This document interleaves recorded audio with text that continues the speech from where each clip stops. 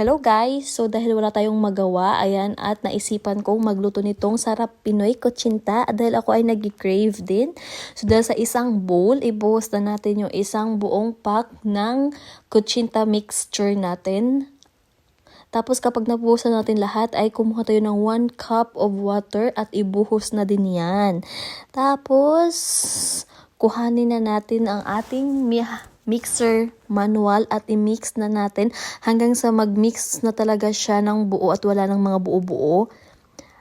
Pagkatapos na nating i-mix ay magpainit na tayo ng tubig sa ating kalan at habang nagpapainit ay ilagay na natin itong mixture sa ating molder at ayan, isa-isahin na natin paglagay.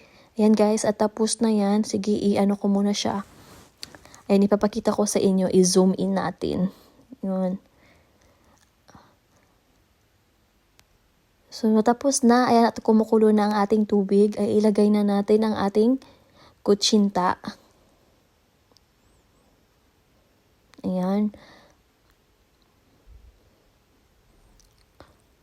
At mag-timer na tayo. So, ita-timer lang natin siya ng 25 minutes.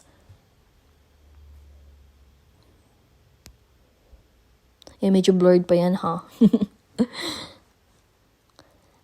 Ayan, 25 minutes at hintayin na natin na maluto siya. So, after nyan, ayan, luto na po ang ating sarap Pinoy kutsinta.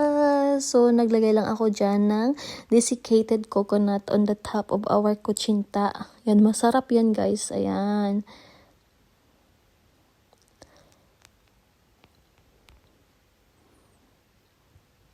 Ganun lang kadali. Bumili na rin kayo at lutuin nyo. Super easy lang siya gawin. So, solve talaga ang cravings.